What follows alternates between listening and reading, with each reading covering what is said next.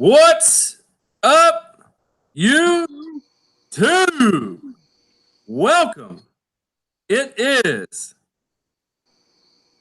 September the 30th, 2018, 9 o'clock.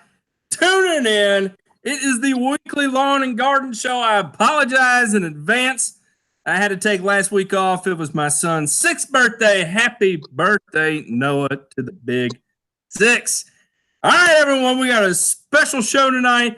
I see it's been hot dogging over in the chat already this morning. It looks like we got people rolling in as we go. I'm sure we'll catch some crossovers from some Sunday night football out there. Speaking of football, did anybody watch the Vols play yesterday? Hopefully not, because it was painful, my goodness. But that's all right. Show some love to the SEC. Look at all the names that are coming in here. Y'all know what time it is. Let's go ahead. Real quick, before we do that, let's all say a big what's up to our special guest. The first time on the show, in front of the camera, under the beaming lights of his office, sunshine in a dark room of guests, we've got Officer Chris Elms. Not only will he keep you safe on the streets, he makes your lawn as clean as can be. Sergeant Elms, take care of my grass, please. That's funny. We were just having the discussion over Appalachian turf versus Appalachian turf, that it's Appalachian turf. Don't get it wrong. That's funny. How the hell you doing tonight? I'm great, man. Appreciate you having me. What are you doing right now? Not right now, literally, but right now in your work. What you doing in your business world right now? It's seeding season, so I'm running around, getting everything aerated and seeded, and the ones that are not are basically just getting maintenance and putting out fires in a few places, and probably like everybody else is. Yep. And as always, everybody loves some PPC with Lynn Al hanging out in the background there. Paul Outlaw in the show. Oh. What's up, man? What's up? How the hell are you, sir? Tell me about your business. What you got going on right now? Oh, man. Well, I'm seeding fescue. I'm still killing yards to seed fescue. We are just going wild, man. Tell me about your business. Crazy. What you got going on right now? Somebody has got the Chris, I fixed it. Okay. What are you doing, Chris? I fixed it. So what do you have going on right now, Paul? Man, we are still killing off yards and seeding new yards and fescue, man. I usually fescue is not too much business here, but all of a sudden this year, man, we've taken off and we're seeding more yards than usual. Usually all I have is the ones in my regular maintenance group, that I do, but I've ended up with probably a dozen more to do, maybe more than that. But I killed some at the end of last week that I still hadn't seeded yet, and I'm out of seed, dog. So I gotta go beg up some Mountain View from somebody. There you go. Well, as always, no different than tonight, we're going to open the floor up to questions. If you've got questions, put them in the chat. We'll check them out. We'll get in there. We'll dive deep into it. We'll get nasty with the questions that are coming in on the chat. We're going to come up with solutions, actionable solutions. That has been my catchphrase here for a little bit. For those of you that know me outside of the Grass Factor, one of my favorite things to come up with are actionable solutions. I think that's why I love treating lawns, because every time you approach a property, you have to come up with an actionable solution, not something that will help it just in the short term, but something that's also going to help in the long term. What the great Vanilla Ice theme says, of man. the night, actionable solutions. What are you saying back there, PPC? I said, what the great Vanilla Ice says, don't you? What does he say? If you got a problem, I'll solve it. He's from down east. He can't help it. There you go. There you go. That's funny. All right. I'm going to jump over in the chat here, seeing tons of names I love to see. Connor Ward, Tally Coleman, Russell Skipper. My man, he's a bulldog. Can't hate on him for it because he put the whooping to us. Rob Hawkins, how are you, good sir? Did you get to secure your machine? I don't know if I want to announce what it is or not, but you told me that you're going to get a Permagreen. Oops, I said it out loud. Gene DeClos, Lambert, Troy Wertner. Troy Wertner, I'm not used to seeing your name. Are you new around here? If so, welcome aboard the Soul Train, the Lawn Soul Train. Lush Lawn, Steve Wright, don't tread on mine and don't do it. Grass Whisperer, Paul Bill, Touchdown, David, Watkins, Eric Von Weddle, what's up, man? Non-Mastery Productions. Everybody tune over. Everybody hop up in that search bar in another window. Type in youtube.com, Non-Mastery Productions, the show. Aaron Gillespie, some love. He's got just a wonderful East in YouTube channel. I call that the Everything Nothing. J91934, what's up, sir? Connor Ward. How was your trip to Florida? Glad you're back. Powered by Bull. Ollie getting down on the dirty catbird feeder. Chris, what? My Canadian friend up in Wisconsin, not even Canadian. Colonel Cornreal Low Dad. Todd Pinkerton. That one cupcake place up in Cedar Rapids. Man, bad water just moves 10 times faster than normal up there. It's crazy.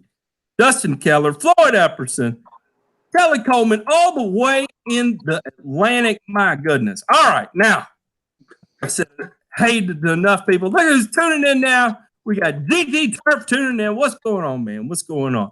All right, I'm going to jump up here because I saw Matt Kosinski ask a question, and I think this is something that we all have a little bit to say about.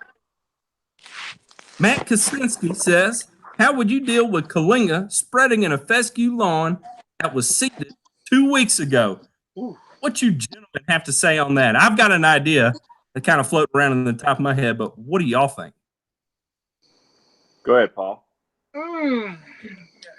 Kalinga and fescue, anything that I would probably hit Kalinga with might not be so good for fescue either.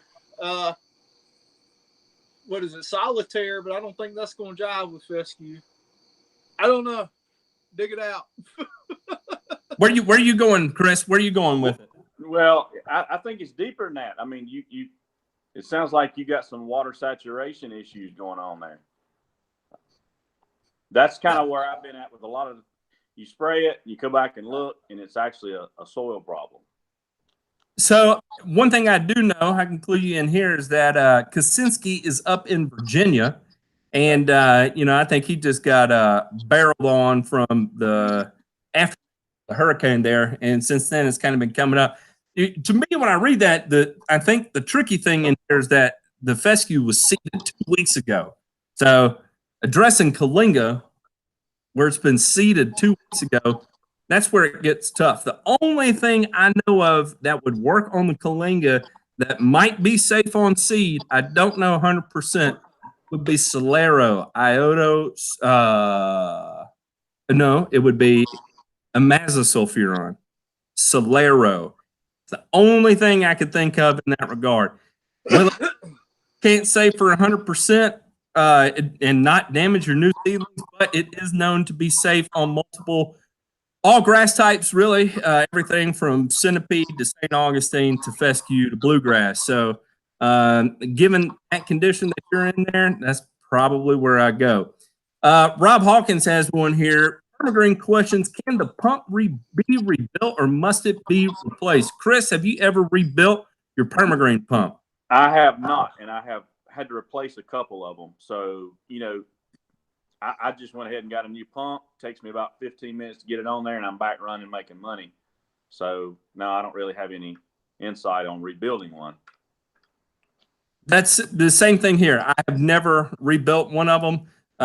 In fact, I have torn one apart one time just to see how much debris was collected in the pump. But I have never attempted to rebuild it. I'm trying to remember who makes that pump. Delvin. Is that? Yeah, I think that's that's pump it. manufacturer. Yeah. It's Um, so easy to replace. I mean, it just takes literally minutes to. I mean, of course, it's money. Yeah, I get it, but I felt like I was losing money by trying to work on it. yes, I agree. So they may make a rebuild kit for it. I don't know though. I do not know. I would probably just replace it. Eli says, "Are you guys doing anything different with this heat this time of year? What are y'all doing? Are y'all switching it up because of the heat right now?" I mean, the seeding dates are a little different this year. I mean, I normally try to get started a little early, but I can tell that the heat's having an issue because I'm getting germination and having the success later than I normally do, starting early. So it was warm. September, we had our average temperatures were warmer than they were in August. So it kind of threw me up for a loop, Yep. What about you, Paul? I've still been plenty hot down here. I didn't start seeding till Monday actually, and I've been throwing it out, man. But I just started late. Everybody's watering them up, but you just got to watch that weather versus the calendar so much, and plus that storm. I didn't want to get out ahead of that storm and put a bunch of seed out and things flood and us just get crazy rain and wash it away. But really the temperatures hadn't really been here for what I like for seeding until here just the last few days. Yeah, I know that's what I did was we delayed everything by about 2 weeks. We weren't faced with the hurricane rain like they at first they were saying we were only going to get an inch, and then they said, well, maybe a little worse than that. And so we tried to get some out before the hurricane rains hit, but man, it was smoking hot there for a while. And now we're back down to about 80. As far as the changes that have been made, mostly for it sounds like kind of across the board there, it's just been pushed back. So there you go. John Menrick says, how many times do you have to hit bent grass with tenacity? Chris, that's all you, dog.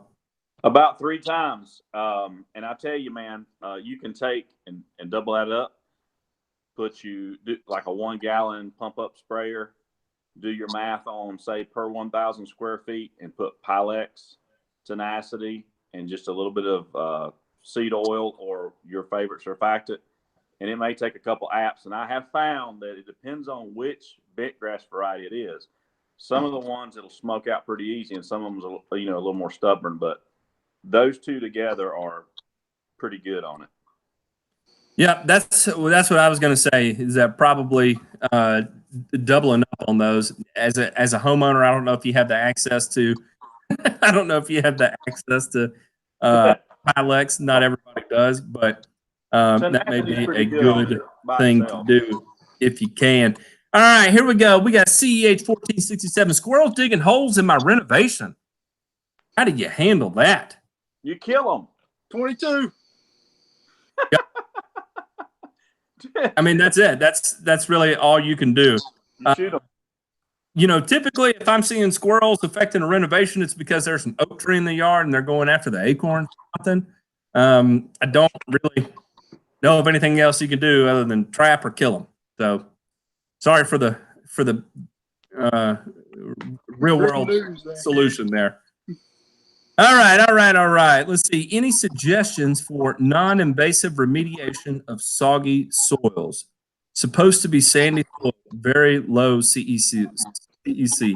Suggestions for non-invasive remediation of soggy soils. Supposed to be sandy soil, very low CEC. Okay, Tyler, I'll tell you right now. If you're dealing with soggy soils, if you want a true long-term solution, there's not going to be anything you can do that's non-invasive. If you got a couple of puddles that are hanging around because you got maybe some thick clay in that spot, some wetting agents, you can use something like Air 8 to move things through the ground. But if you have just like an issue with things being soggy, if you live in an area that may be real hilly, like for instance here in Knoxville, you may have like a low-lying lawn, and then, you know, water feeds in and it all kind of pools in an area. Well, if you can divert the runoff from landing in that low area, that may be one way to deal with it.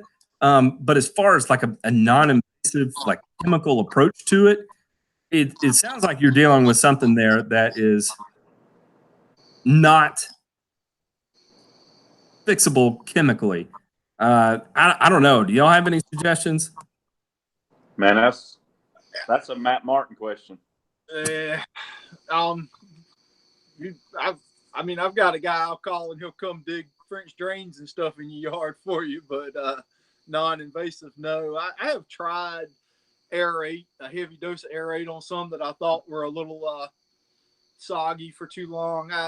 Maybe it worked, maybe it didn't. I can't really call that one, but I don't think there's any miracle sauce you can put on something that's holding too much water and fix it.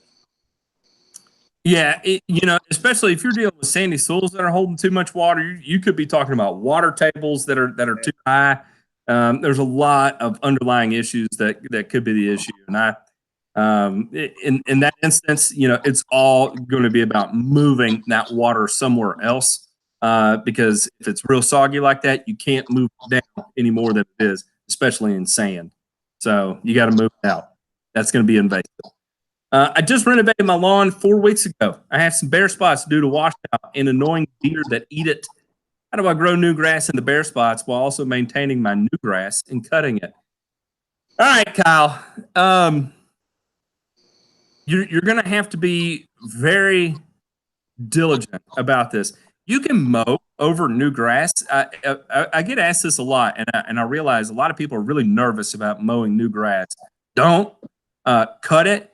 You know, if you avoid it and let it go, you know, 2-3 weeks without cutting it, do that.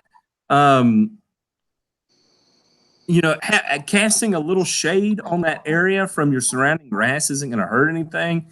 In the event it does get really tall and you do have to cut it down, make sure you don't have any clumping in your new grass. I don't know. What do y'all guys have to say about that? Well, with me, a whole brand new yard, I have messed one up before putting one of my big mowers on it too soon, and you know, that's a problem. But yeah, if you got patches or something in it, obviously you can mow around that. But the worst thing I'm worried about is not so much actual cutting the grass, it's putting that 1,500-pound lawnmower tracking through the grass and digging up the ground. What about you, Chris? How do you handle that? I always would use like a push behind or something lightweight, so I don't do any, you know, make straight lines and don't make any sharp turns. Yeah, it's one of those things you got to be extra careful with. I mean, it's new grass. You got to baby it along. All right, Yard Therapy says, I'm seeing more and more doveweed. I've been using a few things that seem to kill it, and then it comes right back. Yard Therapy, that's because of how difficult of a weed doveweed is. There are no great solutions for doveweed. I hate to tell it to you like that. If you're really looking for some good, you know, 1-2 combos, you know, maybe you want to try combining Celsius with metsulfuron methyl, MSM. That will probably give you your most long-term solution. I am also hearing that I want to say I don't think it was Sure Power that was for doveweed, but there was something else that has not been released yet that is supposed to work really well on doveweed. Unfortunately, just not a lot of options. Do you see much doveweed, Paul? No. Yeah. Didn't I send you a picture of a yard one day? We were trying to figure out what it was. I think we had something like that, and maybe Celsius Revolver or something. I'm not really sure. That's the only yard I've really seen much of it in. But it seems like a pretty expensive proposition to handle. Yeah, and that's just it. You know, you don't, you know, Blindside, I think, is labeled for it too. You're not going to get real long lasting control with it from that. It's a tough one, man. It is a tough one. So, you know, you're in it for the long haul with that. Matt, I came across an article last week that suggests humic acid may reduce effectiveness of some pesticides. Do you think it's something to be concerned about? Lambert, it's definitely possible because you're talking about a material that is rich in carbon, and carbon is very absorbative, meaning it can bond to things and make something like an herbicide inert. Why I'm not usually worried about it is because not enough is going down to reduce the effectiveness of the pesticide, usually. Now, if you're doing lots of tank mixes with super expensive herbicides, like, for instance, Revolver or Monument or Pilex, you won't see me mixing humic acid in combination with those herbicides. Typically, I'm not tank spraying those herbicides. Sometimes I have to. But when I am spraying those herbicides, I make sure to follow everything by the letter of the law on that label to guarantee the result, the outcome. It's just too expensive a product to take a risk on it. So is it something you should be concerned about? Yes, but for something like a phenoxy herbicide, something that's going to work hormonally, like a 3-way or a triclopyr, I wouldn't be overly concerned with it. In fact, using it in conjunction with like a humic and a kelp product, be careful because it actually may increase the effectiveness of the humic and kelp. The humic and kelp may increase the efficacy of the herbicide. So be careful there.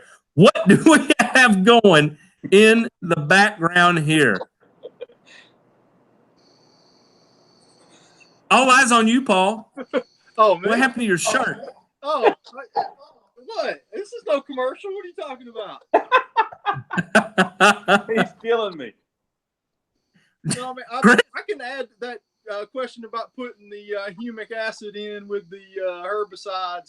A lot of my 3-ways this year I sprayed out with humic acid, and I can't say whether I was decreasing any of my efficacy on my target weeds, but I sure cut back on a lot of yellowing of my desired turf, I feel like, anyway.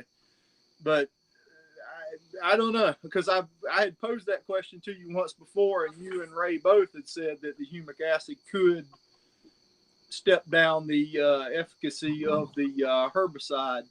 So I don't know. I was kind of thinking that I was using it to try to mitigate some of the yellowing on my regular turf, but maybe I was saving the weeds as well. So I don't know. I know in ag they use humic acid a lot alongside a real strong salt content fertilizers and stuff to cut down on that salt burn with the humic acid. So I was kind of thinking the same way. Kurt Kill says, does putting down aerate a few weeks after you treat with pre-emergent hurt the effectiveness of the pre-emergent? No, Kurt. Even that is going to be a potassium source. It's just designed to move through the soil real quickly. It's not going to provide enough reduction in the spacing of the soil for it to interrupt that barrier. Getting a little brown patch in my overseeded 4 weeks ago, throwing out some azoxic and prop tomorrow. Too early for some N and RGS to help push it out. No, you are good to go, Gillespie. Go ahead, man. Pop it with some N. When you're dealing with seedlings like that, it's especially if you're not going foliar, you're not running just a huge risk at a ½ pound or less. In fact, if I'd say you go up to 3/4 pound. In fact, I will go ahead and admit right now, I've run a pound to 1.25 pounds before on seedlings with no issues. So just to play it safe, because of, I don't know what's in your forecast and what's coming up, I would say 3/4 pound or less of something granular, you're going to be fine. Go ahead, apply it, and get your fungicide out. How can I stop squirrels digging holes and hiding acorns in my renovation mat? They're hurting my new grass. Unfortunately, you're going to have to kill them. CEH, you will have to kill the squirrels. I'd love to hear info about granular humic, long-term results, short-term, visual aspects, how much and how often to apply, what's its role in getting the dirt right. GG Turf, this is a long, complicated question. And Larry the Owl is going back again. Okay. I see the shirt in the background. I'm going to have to throw this on Paul real quick while I answer this question.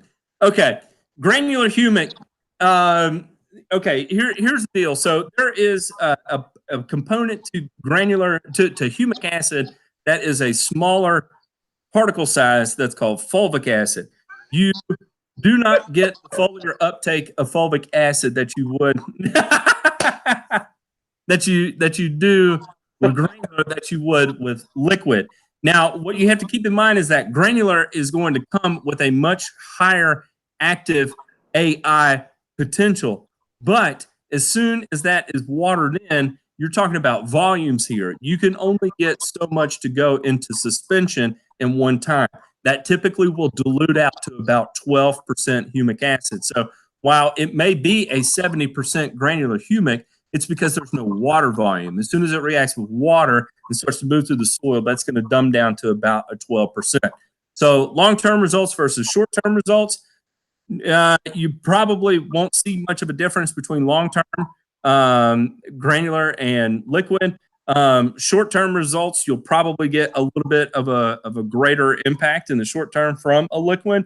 Visual aspects, as long as you're using it as a chelating agent or as a nutrient enhancer, you'll get a much bigger visual impact on the foliar side. How much and how often to apply, you don't want to overdo it. There is definitely a way to overdo humic acid. You have to remember, humic acid is derived from lipids. Those lipids can build in the soil. They can build an impermeable layer. So it's not something that you could just go out and just blast an area with a over the shoulder fire hose type deal there. So you want to stay within the label limits. If you are using something like a granular, you want to tone down the frequency that you're using, especially if you're going out at high rates. Back that down to like maybe once a year, something along those lines, or twice a year. Now, when you are applying it in a granular and you're applying it at such a concentrated rate, understand you're going to have a lot of issues that occur with losses because you're not tilling it into the ground. When it's used in agriculture, it's placed into the root profile. So anyway, I hope that kind of covers all of it. That's a really long and complicated question, and we can have a really long-term topic on it. So anyway, that's what I have to say about it. Yeah, well, one more thing. Granular humic is not actually granular humic acid. It's actually granulized prilled lignardite. So it's unreacted lignardite. It would be the same thing as saying like lignardite is the source material, right? So it may contain 70% humic acid, but it doesn't mean that it's broken down into already humic acid. It's like if you have 15 grams of protein, it'd be like saying there's 15 grams of amino acids. Yes, it is, but it's the precursor to amino acids. It hasn't been broken down into amino acids yet. It's a humic acid is a building block of lignardite, like amino acids are a building block of protein. I hope that answers the question. Y'all have anything to input on that I missed out? I've never even used any granular humic acid. Now, there's a big difference in that, right? And the powdered stuff, right, that you would water down and make your own liquid humic acid, correct? Yeah, so the powder stuff is usually taken into a what they do is they get humic acid into a solution, into a 12% solution, and then they spray it over a fluidized bed. Well, they atomize it over like a fluidized bed dryer, and it dries it, it dehydrates it into a powder form. And then they harness all that powder, put it into a bag, and then resell it. And then to apply it, you can't really handle it as a dust. You can't really control your application with it. So you're supposed to put it back into suspension.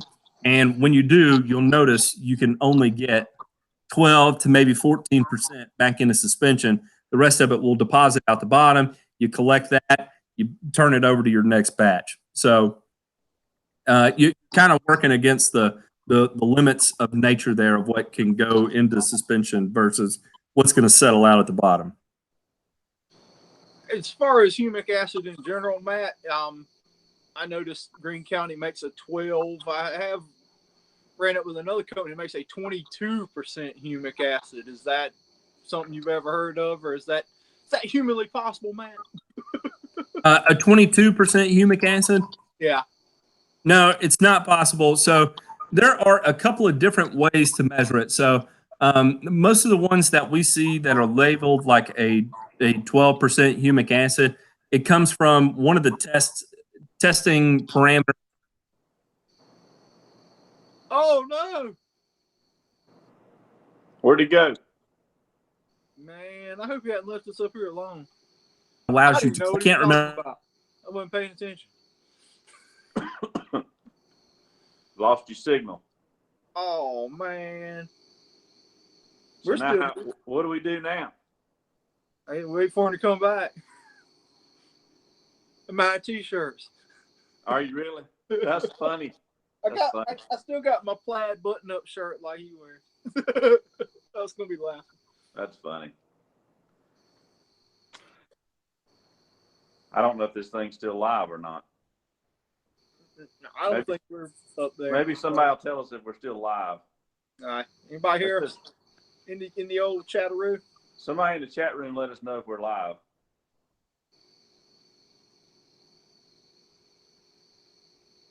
You're live. Hey, there was somebody asking about. Eric Vaughn was asking about the new lawn wood killers from Dow. I'm not familiar which one he's talking about unless it's. What's that? They can hear us, I think. There's Matt. R.I.P. Matt. Yeah, bro. Is he coming back? Anyway, it was new weed killers from Dow. I'm not sure which ones they are. I don't either. I'm not familiar with them. The only one that I've been using is the one Sure Power. That's in that NuFarm. That's by NuFarm. Yeah, it's got 2,4-D and fluroxapyr and triclopyr and I want to say I can't remember the other one, but I'm not sure if that's what they're talking about. The grass factor says he's coming. What is he doing? Ooh, he says I'm coming. All right, I'm back. Gross. What are you doing? Man, I don't know. The screen locked up there. All right, let's see where we are. Okay. Did I miss anything? I gave out your phone number. All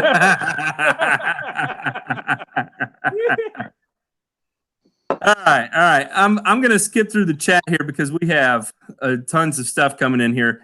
Tall fescue very slow to grow around irrigation heads. 45 days since seed down, only about 1 inch tall. Any recommendations? That's only easy. Around. Do what?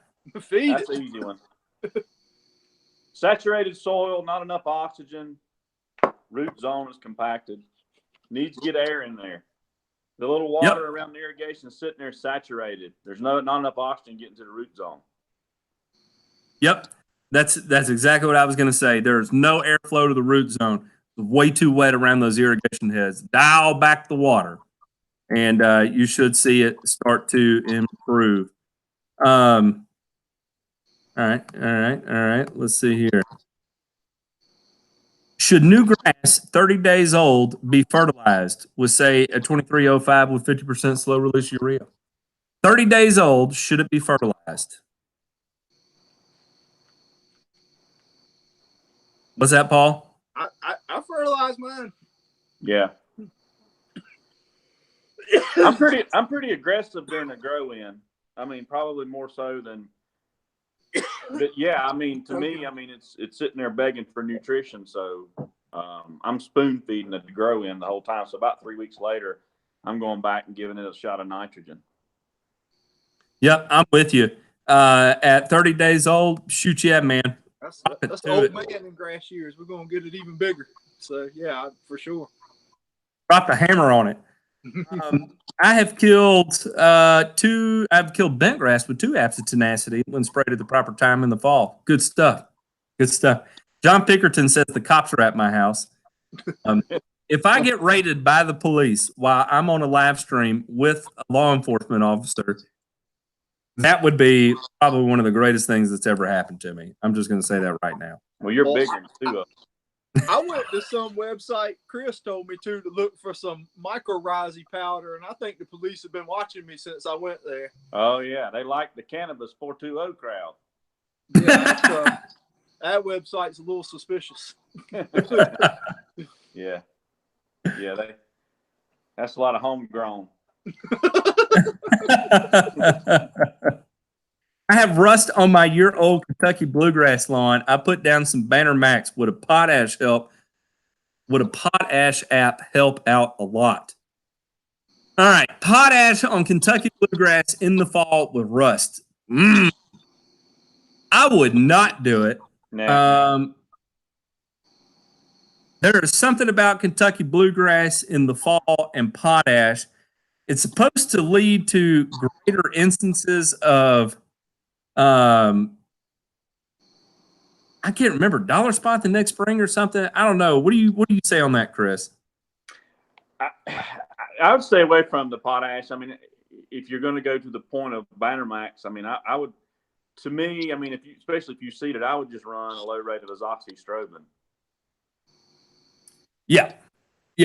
I think that would be a better bet. Would definitely be azoxystrobin. Wouldn't be as hot as propiconazole on, depending on if you seed it or not. So yeah, just something a little softer. Yep. Potash is pretty salty too. So yeah. Be hard on the turf. Usually, when I'm going after like leaf spot diseases and stuff in the spring, I'll combine potash with fungicide. But typically in the fall, you're not really preparing for the stress that you are in the spring and the water regulation and high potash in the fall. Really, the only thing you're doing is pushing a lot of water out of the plant. So I would stay away from the potash. Stick to your fungicide there. What's up, the Lawn Stripes? Films. What is it like to be in the presence of a true Duck Dynasty celebrity? Oh, he got a kick out of that. I got to eat with Miss K the other night. Miss K and Alan and some of them. He got a big kick out of it. That was a beautiful. They are good people. They're good people. All right, let's move down here. Whoa. Relzar was that herbicide that was gonna target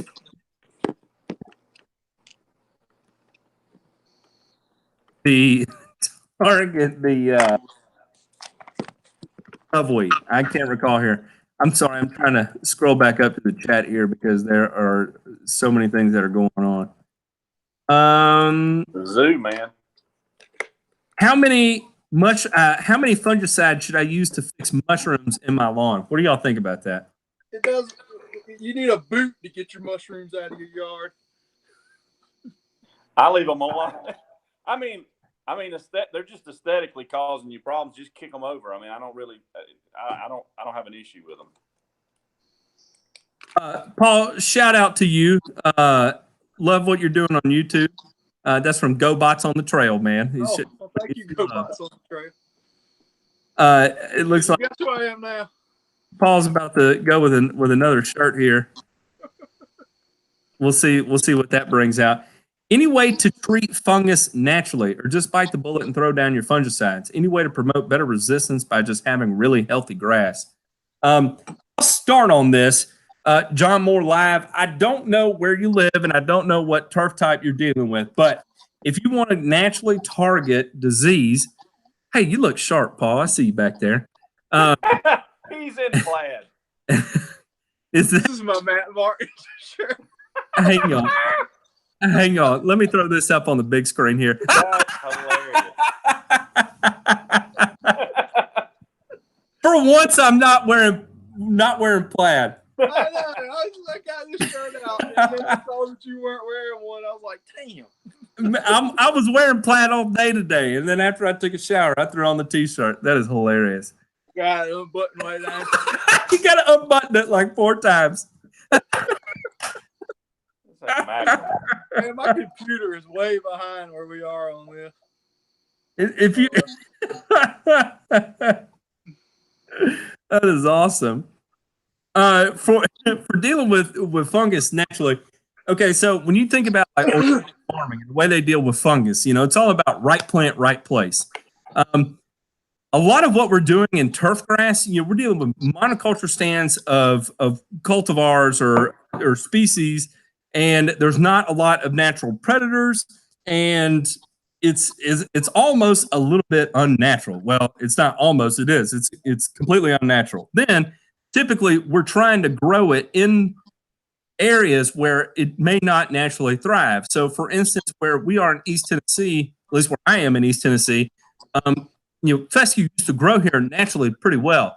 It hasn't for the last decade. It's continually, it's not so much that it's just getting hotter here, but the seasons have shifted where, it used to be cold all the way until April 1st. Now it's cold until March 1st. And then March 1st, it transitions really quickly from cold to hot. And then it used to be cold in September. Now it doesn't get cold until after Halloween. Sometimes not even until Thanksgiving. So the seasons have shifted. The growing season has shifted. And so no longer is a fescue in a state in a position to be able to maintain itself by itself naturally. So can you treat fungus naturally? Yes, given the proper growing conditions. Now, you start throwing in environmental conditions. And what I mean by that is like you have a hurricane come through and you get 18 inches of rain or you get 6 inches of rain, and then it's followed by 99% humidity in 90 degrees. No, you cannot treat fungus naturally. It is impossible. No matter how you go about it, no matter what kind of soil type you have, no matter your cultural practices, it's just not going to work. So the best way to manage disease naturally is to have healthy grass. And how do you know you actually have healthy grass versus it just being aesthetically nice? Is that check your soil test levels. Make sure you are in an optimal range for each of your required nutrients. Another thing to do is make sure you have adequate OM. Make sure you have high CECs. All of those play into having healthier grass. Have y'all ever tried to treat fungus naturally? Why are you laughing, Paul? That's what I wanted. Paul thought it was funny. I'm sure Chris asked. I asked. I'm sure you have treated fungus naturally, haven't you? I don't have. No, we lost him. Chris, how much natural fungicides have you put out? I mean, natural fungicides? Yeah. None that I know of. Yeah. None. All right, we'll move on here. I have a customer that the backyard is heavily shaded. She wants to grow grass in the backyard, but I've read grass needs 4 to 6 hours of sunlight. Should it be direct sun or filtered sunlight? Want to grow grass in heavy shade. What do y'all do? Well, change varieties. I mean, creeping red, chewing fescues, some of those fine fescues is what I would transition to in an area that was heavily shaded. I'm not sure what kind of yard it was. I assume it was fescue. I'm not sure if I caught that. I don't think we had that kind of level in there. Paul, do you do anything special for heavily shaded yards? I've got one little patch in somebody's backyard that's probably about a 14 by 14, and I put I'll buy me a little bag of creeping red to put in it, and it seems to do okay. Typically, when I see people that are really want grass to grow in the backyard with shade, the first thing I do is tell them go get a chainsaw. Yeah. We absolutely raise those canopies up on those trees too. Yeah, or just start cutting trees down. Yeah. Because you're always going to run into issues in the shade. I've never been able to make anybody really happy with a super shaded yard. And so the first thing I recommend is going and getting a chainsaw and bringing down some trees. Yeah, and I'm battling that right now with a customer. He went and got sod and had it put in, and it was gorgeous. And there's trees everywhere. There's there's not good airflow, there's not good sunlight, and it's just every day you go or every week you're there, whatever, every month. I mean, you can sit there and watch it, and it just is steadily declining. And it's just getting thinner and thinner. It can't compete without that, enough sunlight and airflow through there. So considering overseeding it with, some more shade tolerant varieties. I know that if you're in warm season, the Tiff Tuff is a lot more shade tolerant than normally the Bermudas are. I've seen it do really well in shade, but still those limbs are higher and there's still good airflow through there. Yeah, airflow is one that's not talked about a lot. Airflow is really important for especially cool season grass in the shade, because you can cause damage quick with some really weird diseases that begin to develop when you don't have that airflow. Decline just sets in much faster. So cut the trees down if you want nice grass. If you don't care about the grass, just start throwing any seed you can at it, and just plan on doing it every year and plan on the yard being dead around August. Corporate HQ, my Bermuda is dominating at a high cut. Striped circles enter today. But should I scalp this yard for next year low, cut twice per week? If so, when? Will lime in December, pH 5.6, CEC 4.0. Corporate, yeah, you definitely need to lime it. If you're dominating at a high cut, that's great. Should you scalp it for next year? Yes. When? Before it breaks dormancy going into next year. So typically, if you got a rotary mower, I recommend going in February, scalping it down, and then going in, sometime after the 4th of July and scalping it down again. That way you maximize the leaf growth versus the stem growth. You want to keep that as much leaf growth out there as possible without that stem showing through. So when the lime in Georgia, whenever you want. If you're dealing with the pH of 5.6, that's not awful for Bermuda. So when you can, get it down. John Pinkerton, you're not going to be able to apply fungicides to fix the mushrooms in the lawn, by the way, in case you didn't catch that. Is there any science behind lowering high to cut to really low Georgia, currently at 2.5 inches? Should I just go for it and get into the crown, etc.? I don't know what you're asking, the mini lawn. Is there a science to having, like, are you going to improve your zoysia by cutting it lower? I'm going to say yes. Taking all things into consideration, that think about the growth nature of zoysia. By cutting it extremely low, like for instance, you'll see guys on the lawnforum.com that cut it at ½ inch or 3/4 of an inch, sub 1 inch or 1 inch or lower, and it helps mitigate that thatch issue that comes along with zoysia. So yes, there is science behind lowering your high to cut on zoysia, and it typically deals with mitigating the density of that turf because it can become so dense that it begins to decline. Paul, how much zoysia do you deal with? I've got a few. They're actually really nice, but I'm not able to cut them super low because we're only cutting them once a week, and I'm cutting them with, at least a 48-inch mower, and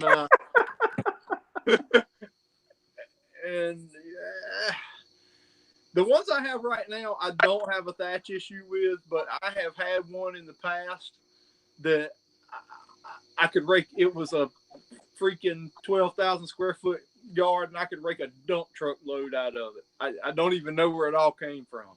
I mean, the top of the grass would look green, and you go drag your finger across it, and it would look like feathers coming out of it or something. It was so much in it. But yeah. I would love to have a zoysia yard myself. It's so thick. And do you do anything about dripping from your sprayer after you shut it off, Paul? Yes. I put the little screens that go in the deal above your spray tips in the nozzle.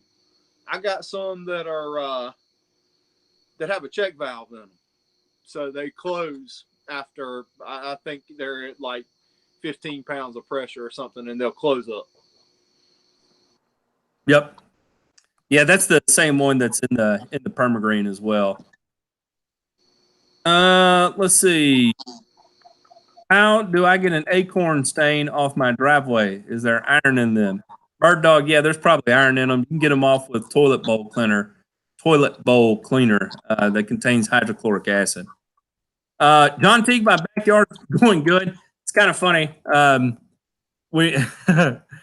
Jeremy was emptying out his tank. He had about, I don't know, 10 ounces in his in the Permagreen, and it had Pylex in it, and so he sprayed about 10 ounces on the backyard. So I got these real pretty white stripes in it right now, but it'll grow out. It'll grow out. Lespedeza in my South Carolina centipede. 2 of atrazine, didn't get it at all. I'm maxed for the year. What else can I use? Celsius. What do you use on Lespedeza, Paul? And centipede, I think that I'm not going to use anything else on the planet but Celsius anymore. Centipede and Celsius seem to be really good. Yeah. You can also use this time of year, as long as you're starting to get cooler at night, you can switch over to Speed Zone Southern too. You'll be all right. Let's see. Eric, I don't know why I skipped over your question. If you ask it again, I will get to it.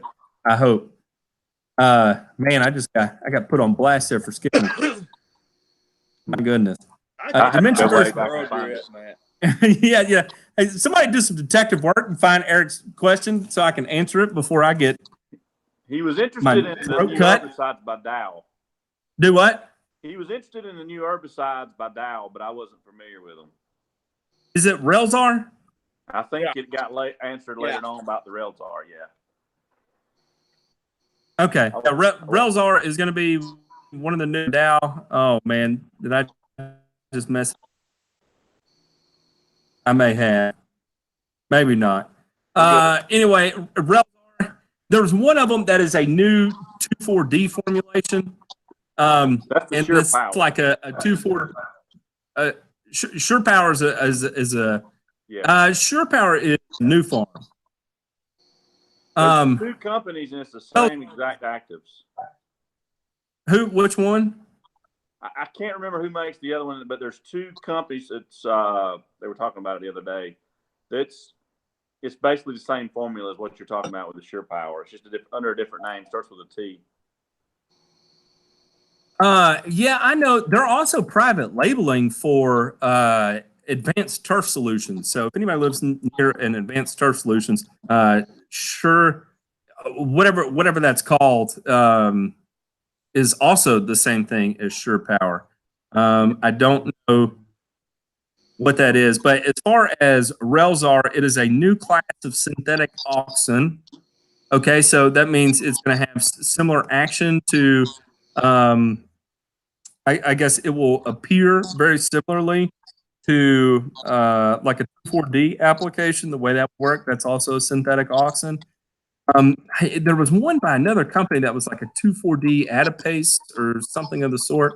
And no, they don't list the active ingredients here on the Dow website. Active ingredient. But it's supposed to be great. It's it's Harrells. Game On is the other one. Yeah, Game On. I've been running that change up a little bit this summer, and that's supposed to be a little more safe than 2,4-D on other kinds of turf too. You can put on carpet grass, which is pretty rare too. It's got some spots appear in it. Yeah. The changeup has it's one of those ultra low rate of 2,4-D, and they slightly change the formulation. Okay, so the Relzar contains haloxyphene methyl. I was looking at trials at this at the University of Tennessee just the other week, and haloxyphene methyl by itself did not look good. When combined with other things, it did look good. Relzar contains haloxaphin methyl and another product. So that's that combination. And I didn't see Relzar on the trial, so I can't say. Oh, it is. Hey, get this, Chris. It's SurePower and I'm sorry, it's SureGuard and haloxaphin methyl. Interesting. Yeah, that's the 0.22% of the active that's in SurePower, or SureGuard rather. Yep. Is in there. Yeah. Yeah. Interesting. Interesting. That's a unique combination. I'll tell you right now, you cannot put that on cool season grass. You mean which one? The Relzar. Okay, gotcha. Yeah, you definitely can't put the SureGuard. Definitely can't put SureGuard on it. Now, SurePower you can, but not SureGuard. Right. All right. Wow, we got that done. John Teague is trying to start a fight in there. In the what chat. happened? Oh, he's just out there clowning. He's telling jokes that are trying to get me in trouble. Did y'all see the movie? Stop it. All right. Let me rage back down here. Any business advice for someone trying to add fert and squirt services to a guy that mows yards currently? Is it possible to get an applicator certification without a degree? Okay, I will let y'all jump in all over this. It depends on what state you're in. The requirements are vastly different state to state.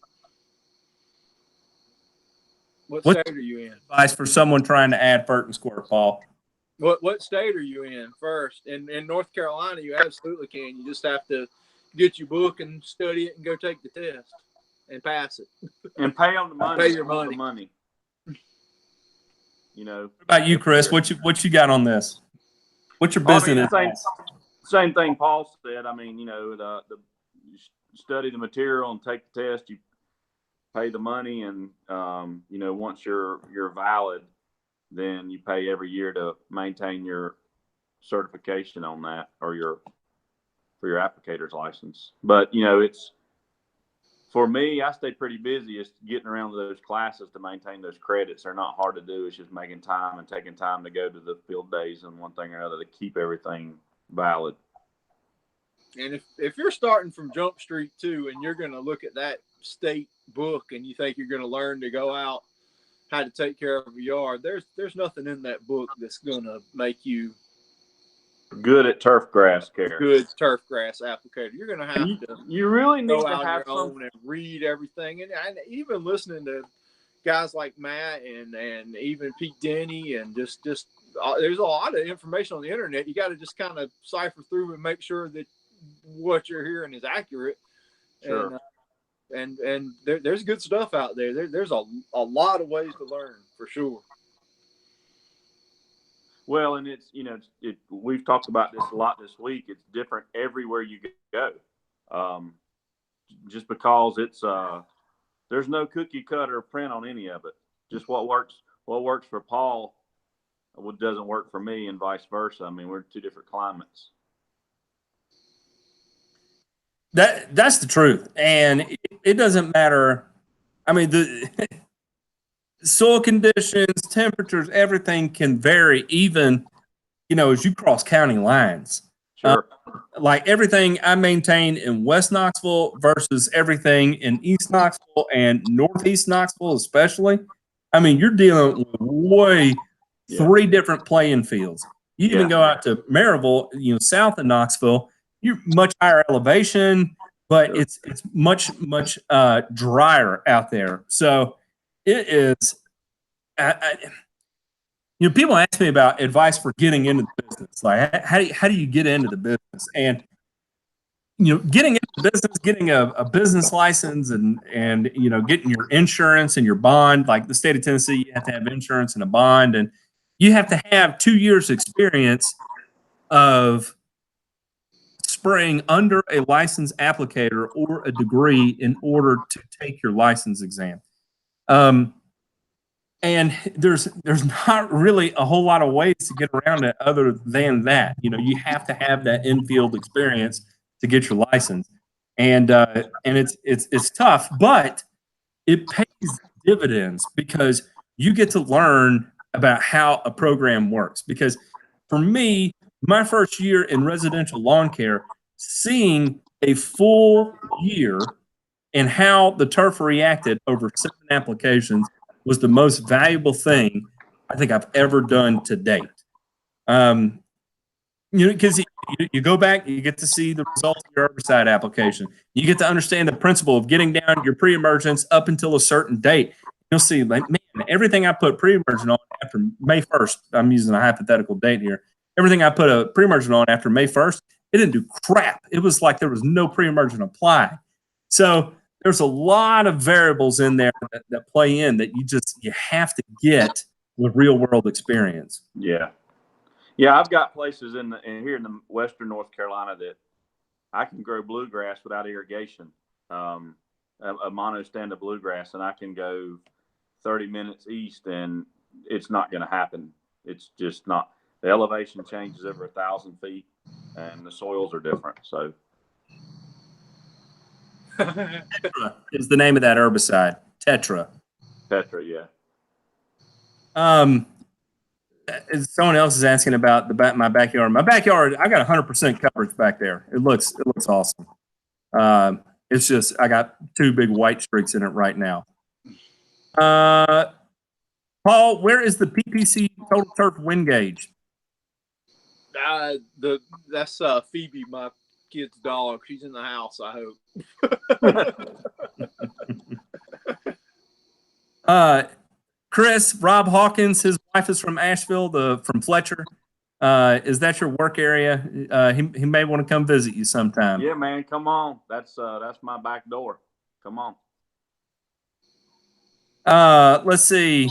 It says Tiff Grand Bermuda is good for shade if it can be mowed low enough. Yep, Tiff Grand is that was actually one of the first Bermudas developed for filtered light. So yep, that's a good one. Is a late application of RGS at 4 ounces per K still beneficial on a slow release like Milorganite, 0.75 pounds in about 3 weeks earlier? Is applying the RGS the same day or week that important on slow release? Captain Hiltz, kind of, well, not really with Milorganite, no. But I'm not a Milorganite guy. There's nothing wrong with it, but I'm a control freak when it comes to turf grass, and there's a certain level of unpredictable control with Milorganite that I don't get, so I won't use it. Now, if it's like a summertime app and it's a maintenance app, and it's looking lackluster, and I need something to kind of boost it along, I'll use Milorganite. I know Chris uses it in certain instances during the summer too. So there's a time and a place for it, but when I'm talking about, seeding time or this time of year, is it beneficial? Yeah, it's always going to be beneficial. But you're not going to get that visual impact from it that you would if you applied it in conjunction with the synthetic. I hope that helps. Let's see. We got another one here. I say amino acids would take care of the mushrooms pretty well. Have y'all played any with amino acids, Paul or Chris? Yeah, I have. He switched his hat now. I guess he's run out of ideas. But to me, I'm back to where I started. amino acids. If you're going to run amino acids, it needs to be a calcium app. I mean, they're like peanut butter and jelly together. I mean, as far as being compatible, but the amino acids allow the calcium to be uptake to be so much greater. But I mean, there's amino acids in so many things. I don't think you have to really go out of your way for them. I've been doing a ton of reading about it here lately. And I saw another YouTuber's video was talking about amino acids, and I really felt behind the 8 ball. So I started diving into it, and I went through every study I could find relating to amino acids, and I got really deep into the science of it, to the point where I'm looking at carbon and nitrogen isotopes as they exist in the plant. And, one of the things I noticed, interestingly, is that, as amino acids will act as like an organic nitrogen source. So it will be digested in the plant. It'll give up the carbon portion of, so amino acids are going to be, carbon, hydrogen, and oxygen, right? So it'll give up the carbon portion for the rest of it to be mineralized into nitrogen. It'll feed the microbes and nematodes with carbon to deposit the mineral in. Plant roots have a really good job of regulating amino acids, so they will exude amino acids, particularly ones from the root system, to act as a buffer in the soil, probably to take up things like calcium, and then when it's not needed, it will draw those back up into the root and re-mineralize them into carbon and nitrogen isotopes, C13 and N15. So it's kind of interesting how that works in the plant. Now, like Chris said, there are amino acids in so many different things, whether it's malorganite or any kind of organic matter or kelp. All of that is going to be rich in amino acids. So the point of just developing a pure amino acid product and applying it, the advantage isn't really there. So there we go.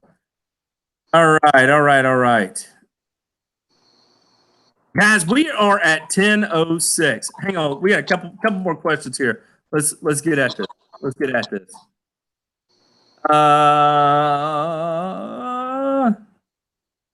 I did my lawn renovation of 100% Kentucky bluegrass. I'm noticing some kind of fungus. It surprised me because it's getting so much cooler. What should I apply? Propiconazole and azoxystrobin. Combine them. Get them down. My local NCDOA center offers several free continuing education classes monthly. It's always good. Director's my neighbor. There you go. Is an ag degree required, or is it just a degree? It is just a degree, Chris Voigt. I'll tell you that right now, because what was taught in school versus what we do in the real world are way two different things. Julio Diaz, torpedo grass, you're looking for quinclorac. Quinclorac is going to be your only solution there. Compacted clay soil already applied RGS and aerate. How often should I apply to break up compaction? Continue to apply until compaction is alleviated. And the other thing, too, is what is your definition of compaction? How are you measuring your compaction level? Okay. All right, y'all. I'm going to call it. It is 10:07. Big, huge thank you to my friends, Chris Elms, the Bluegrass Master from Appalachian Turf up in Asheville, North Carolina. Hendersonville, he said. Hendersonville, the better part of Asheville. Chris, any closing words? No, man. I appreciate everything. Speaking of Appalachian, my girlfriend made this for me. She said I had to have it on here. So, yeah, and this is how you say it, in case you have any trouble. It's not Appalachian. Yeah, it's not Appalachian. It's Appalachian. Anyway, Appalachian. Appreciate it, guys. Big thanks, Chris. Thank you for all you do. Thank you for your service to the community, and thank you for your service to the lawn care industry. Paul Prime Guts, the Redbacks Master. What you got to say in closing? Nothing, man. I just have fun with you, and I've had so much fun playing with this YouTube, man. I started a year ago in September, and I was watching guys like you, and I never thought that in just a year I'd be talking to you all the time and be able to sit up here with you. I don't think I've added much, but I've had a good time, man. And all the people I've met on here, I've met Chris through this, and a ton of other people, man. I can't even list them, but all the names I see rolling down this chat, I know these guys, and we talk a lot, and it's awesome, man. I'm not getting a thing out of YouTube as far as my business or anything else or monetary, but man, I have made so many relationships, and I've learned a lot too from all these other guys we've talked to, and it's fun, man. It's fun, and I appreciate you having me, man, and I appreciate all these guys who check this stuff out and check my stupid videos out and everything. It's just a lot of fun. Well, thank you. Thank you for all you do for the community too. For those that you don't, please take a moment, check down in the description. check out the United We Mow Foundation. Rodney Smith has really started something special.